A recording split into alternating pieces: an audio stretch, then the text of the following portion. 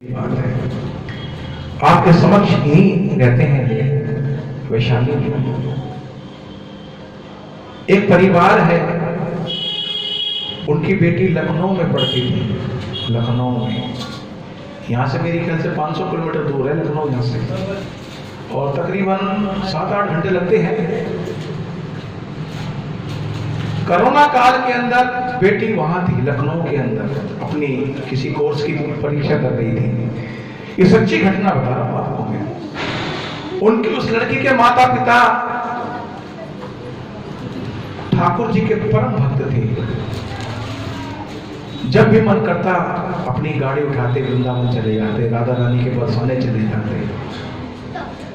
Corona काल के अंदर ये स्थिति थी कि आप घर से बाहर नहीं निकल सकते थे। गाड़ी में इतनी दूर लेके जाना तो बहुत बड़ी बात है। वो जवान बेटी लखनऊ में थी। अब उसने कई बार फोन करा अपने पिताजी को कि बाबूजी आप मुझे कोई व्यवस्था ऐसी बना दो, सरकार के द्वारा व्यवस्था बन जाए जो मुझे आप यहाँ से आप ले जाओ। लेकिन परिस्थिति ऐसी थी कि हम ना तो जा सकते थे और ना वो उधर से आ सकती थी।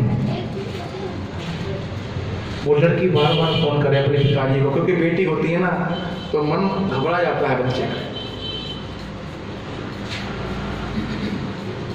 वो रोए कि बाबूजी मुझे आप ले जाओ, मेरा मन नहीं लग रहा, बहुत दिन हो गए आपसे मिली नहीं। इधर माँ बाप रोए कि ठाकुर जी कैसी परीक्षा में आपने डाल दिया, आपने कैसी परीक्षा में डाल दिया। मेरे माँ बाप, मेरी बेटी इतनी दूर है, मैं उससे मिलने भी नहीं जा सकता और वो यहाँ पे आ नहीं सकती। ठाकुर जी का चमत्कार बता रहा हूँ। कहोगे तो मैं उन परिवार का नंबर दे दूंगा आपको, आप बात कर लेना उनसे। रात को 10 बजे उस लड़की जो वहां लखनऊ में रहती थी, उसके दरवाजे पर ठक ठक की आवाज आई।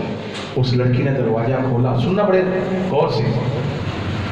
जैसे लड़की ने दरवाजा खोला तो कहने लगे, अब 2 खड़े हुए थे, लेडीज और जेंट्स थे। कह लगे हाँ जी। कह लगे बेटा हम दिल्ली जा रहे हैं, हमें जाना है वृंदावन, दिल्ली में थोड़ा सा काम है हमारे, और तुम दिल्ली की रहने वाली हो? हाँ बाबूजी मैं दिल्ली की रहने वाली हूँ। कि चलो हम आपको दिल्ली छोड़ देंगे। आपके पिताजी ने कहा है कि मेरी बेटी लखनऊ में है, उसको ले आना जब आप वृंदावन जाओ।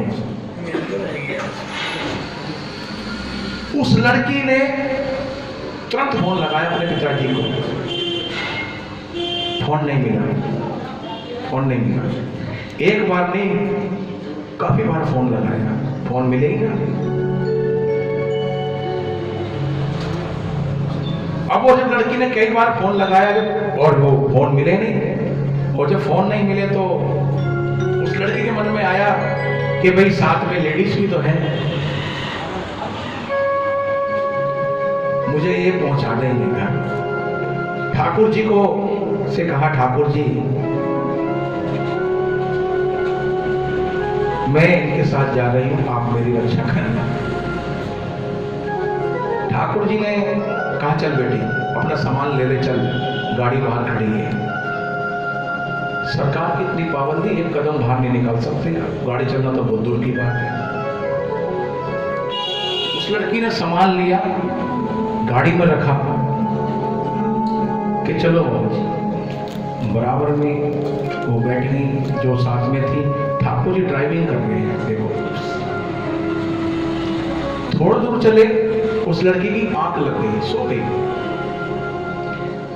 और जैसे ही उसकी आंख खुली, वैशाली के जहां उसका फ्लैट था, 1 घंटा सो गई। 1 घंटा पढ़ती थी रात भर तो नींद नहीं आती थी। वैशाली की जो सोसाइटी है, और मजे की बात देखो सोसाइटी का गेट भी खुला हुआ है और सिक्योरिटी गार्ड सोया हुआ है। ठाकुर जी ने कहा बेटा वो सामने आपका घर है ना, वहां आपका फ्लैट है। हाँ आओ ना बाबूजी, आप भी आ जाओ ना, आप मुझे इतने दूर से लेकर आए, आओ आओ आ जाओ, आप भी आ जाओ। कि नहीं नहीं हमें वृंदावन जाना है। वो उसने कहा धन्यवाद, बहुत बहुत आभार। और जैसे ही धन्यवाद कहा, ना तो वहां कोई गाड़ी है, ना वो अपने घर गई। तब दरवाजा खड़खड़ाया, 4 बजे का टाइम था, सुबह भोर का समय। दरवाजा खड़खड़ाया, उसके माता पिता ने दरवाजा खोला। फिर बेटे तू कैसे आ गई यहाँ पर? तू तो इतनी दूर थी। अरे आपने तो किसी को भेजा था मेरे साथ। नहीं, मैंने तो किसी को भेजा ही नहीं। कैसे आई तू? अरे गाड़ी से आई। गाड़ी? कौन सी गाड़ी? और सिक्योरिटी गार्ड ने गेट खुला हुआ था। देखा तो गेट ताला लगा हुआ है। एक नहीं 2 ताले लगे हुए। सिक्योरिटी गार्ड जगा हुआ है। साक्षात मेरे ठाकुर जी उस बेटी को लेकर आए। कौन कहता ठाकुर जी मदद नहीं करते? विश्वासम फलम दायक, विश्वास करो उसको। वो पल पल सुनता है हमारे, पल पल हमारे लिए ऐसे वहां फैला के खड़ा रहता है, पल पल खड़ा रहता है। हमने कभी आज तक उसको कभी अपना नहीं कहा, कभी नहीं कहा।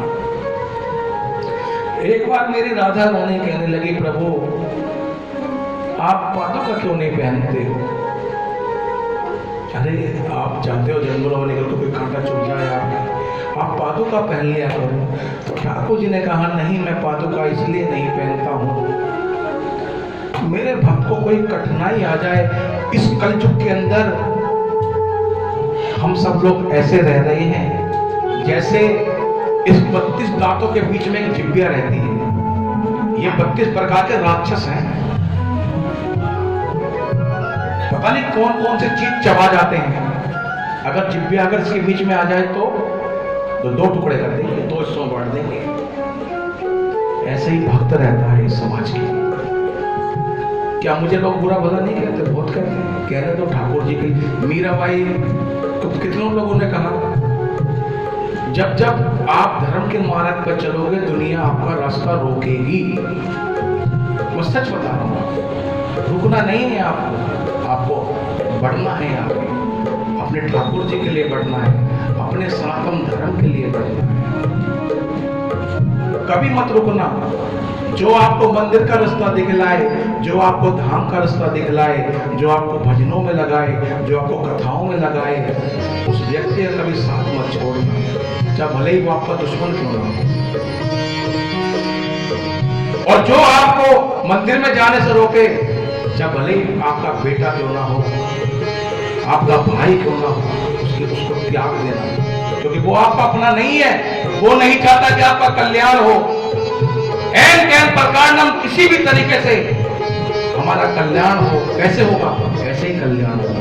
जो आप यहाँ 2-4 घंटे बैठे हो ना, इस समय की कीमत भगवान भी नहीं चुका सकता। भगवान भी आपके पीछे पीछे घूमेगा, इस समय की कीमत ले ले, ये समय मुझे दे दे, नहीं चुका पाएगा समय। आपके भाग्य का वर्णन तो ब्रह्मा जी के पास भी नहीं है, जिसने सृष्टि रचाई है पूरी, उसके पास भी नहीं। ठाकुर जी कहते हैं वो भक्त बहुत मुझे प्रिय होते हैं, जो हर वक्त, हर क्षण, हर घड़ी मेरा नाम लेते हैं।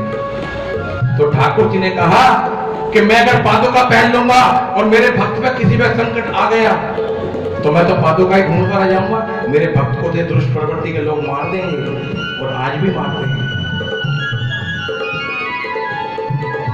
खैर, अब हमें तो थोड़ा सा कथा करने की आदत है, तो वो कथा में ही भाव में डूब जाते हैं।